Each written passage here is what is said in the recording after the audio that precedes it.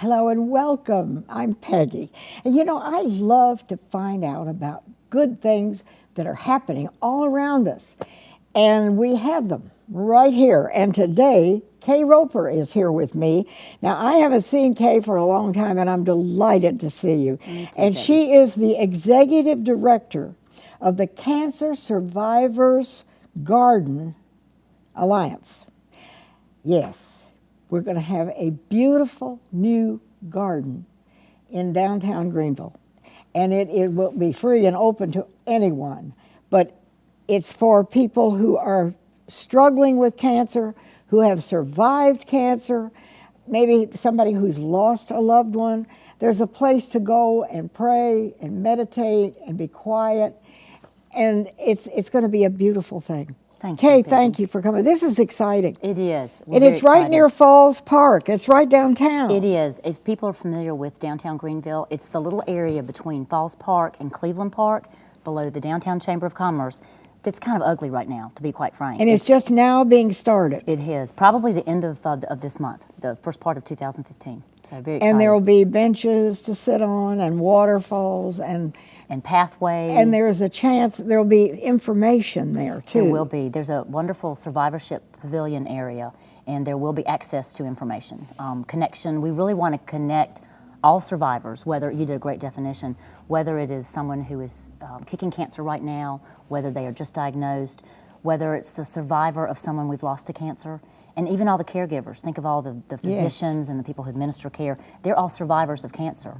And so this area, there will be a survivorship pavilion area that will have access to health care, to have access to other support groups. We might bring in yoga, and we don't really want to do the services so much as that we want to connect people with services.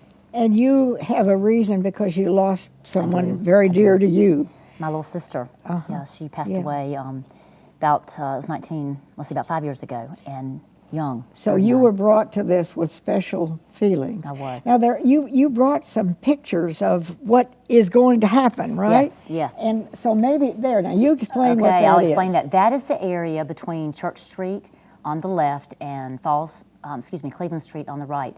And interestingly, in the middle, you see the little round structure. That will be the survivorship pavilion. The bridge area going over the river, that's the Reedy River, will be a 12-foot wide space, a 12-foot wide bridge, similar to Liberty Falls. Most people know that bridge. You see all the pathways in there. Metaphorically, there's an aerial view, great. It shows where it's plopped into the Greenville area. And really metaphorically, the pathways of how people are healed, the journey to healing. Again, not dependent on what your definition of survivorship is. There's a schematic also showing the bridge, the survivorship area. There are 18 areas, 18 park areas. Oh, this is going to be beautiful. It's going to be beautiful. At the end of the day, it's going to be a beautification of the area.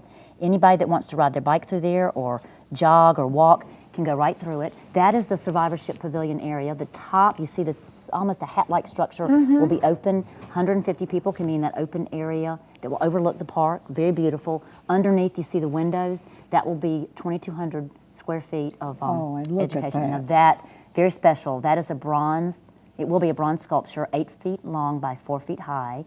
It is called Fear Not. You see the courage shown in the lion that represents, and then of course the pediatric patient who is fighting cancer. Now this is being done by a young sculptor here in town named Charles Pate Jr. Okay. He's been commissioned to do that. And it will be a place in the Children's Garden, very special. I see the silver bell there. That is a unique tree in our area, in the park, where there actually is a grove of silver bells. And interestingly, a lot of native plants are in this area, and they are survivors as well. Okay. Survival plants. Well, it seems to me that somebody has taken a lot of time to plan. This is all planned and ready to go. It is, but interesting, it's coming to fruition now. It's been in the works since 1999. You're kidding. No, it started as a high school students project, and literally has been transformed over the last, almost 16 years now, into this huge endeavor with 25 partners. City of Greenville is very involved. Natural Land Trust donated land. Even our sewer authority, REWA, is involved, and they're all donating the land. The park will be given back over to the City of Greenville, so your viewers can be comforted that it will be taken care of, similar to Falls Park. We will literally turn the keys to the park over, which is good. I don't need to be planting the plants. But it'll be a beautiful space, but programmatically we'll have a lot of special things to connect to all cancer survivors. But it will be open to the public, and somebody who just wants to go in and have a quiet time, it'll be available for that. It will certainly be a beautiful healing space.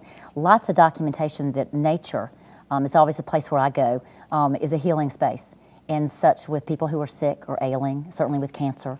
And so the park will be a place that people can sit on a bench. We've partnered with Emrys Foundation to maybe have even waterproof journals where people can sit down and just write their feelings and thoughts.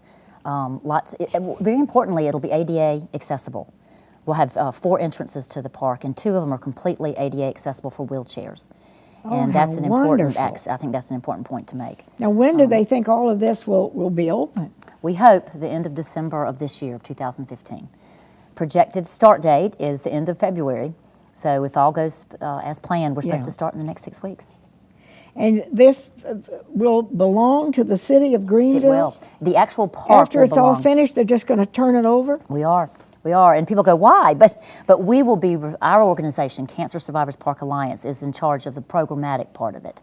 And we've already had one meeting with all of the local cancer agencies, American Cancer Society, Greenville Cancer Society, and they hope to use us as a resource. A good example might be a friend of mine was just diagnosed with cancer, and she called me and said, what do I do now? And you leave the hospital with a pamphlet of maybe 10, 15 things to do. We hope to be a resource for those people to come, and we don't want to provide the services because they're out. A lot of them are out there already. But we'll say, Jane, for example, you can contact all of these people. We hope to have a very robust, interactive website where we want all the cancer agencies to give us their information. Well, now you're going to have a place in the middle of this park somewhere where people can have meetings? We have. The structure that had the hat on the top of it, that's our survivorship center and pavilion, and that will be able to be accessed by local agencies. There will be a committee of 2 city members and 2 of our agency members to decide how we're going to use that space. But we imagine a sculptor, I love this story, a sculptor coming in with a giant mass of clay, and maybe students come in, and that mass of clay represents cancer. And then after an hour of him working on that clay to this audience, it'll be a beautiful piece of sculpture, and he'll say that mass of ugly clay was a cancer diagnosis, and now what you do with it is what's important. And he makes this beautiful piece of sculpture, and he says you might be diagnosed with cancer, but it's what you do with that diagnosis that makes the difference. And so it's how we can all live with cancer. That's the mission of our organization, is changing the way you live with cancer. Interesting statistics, I know I'm talking too much, but 14 million people will be diagnosed with cancer in the United States this year. And of those 14 million, they say about 50 to 65% have feelings of just fear, incapacity, complete, what do I do now? And so we hope our park will be a way for those answers. People to, and places where people can meet and share, support groups, pray, whatever. Absolutely. There's an area in the park called the Leap of Faith, and we're really excited about that. It's going to be a beautiful, beautiful overlook looking down into the waterfalls. This seems to me, this must have taken a tremendous amount of planning by many people. It has. Over the years, I'd say hundreds. It did start, like I said, small with the high school project. It has just changed now into this huge endeavor. We have committees of about 300 volunteers involved that are making it happen. And this is the folder, the Cancer Survivors Park, that she handed me. This is tremendous, and inside is the story of all the happenings. It is, and that's on our website. I think if I don't know if that's available. There it is. The website, which is cancersurvivorspark.org. Very simple. And you can access all this information. And we'll look, I mean, I know that as time goes on, there's going to be more and more things you can share with us. Absolutely, and we'd love to. We'd love to come back as we get going. It starts, like I said, pretty soon. And over the next year, we will actually be doing construction, and then it will be going on, we hope, in perpetuity with how we can help anyone. And you know, there's strength in sharing. There's strength in sharing with other people who are going through or have been through what you are facing. It's true. And so within this park will be places where people can meet and share and support each other and encourage each other. And we're hoping that's what, there's an area on the schematic before that's an open space, and we hope people will meet there. I didn't mention the Survivor Bell. There's a very special bell that will be in this park, and it will probably be under lock and key at some point because it just has to be, but we will have a time when people can ring that bell, very distinctive sound. It can represent a birthday or a 5-year mark, a 10-year mark. It might be a celebration of someone's life that maybe has passed on, but it's a celebration. So we really want to change the way people live with cancer.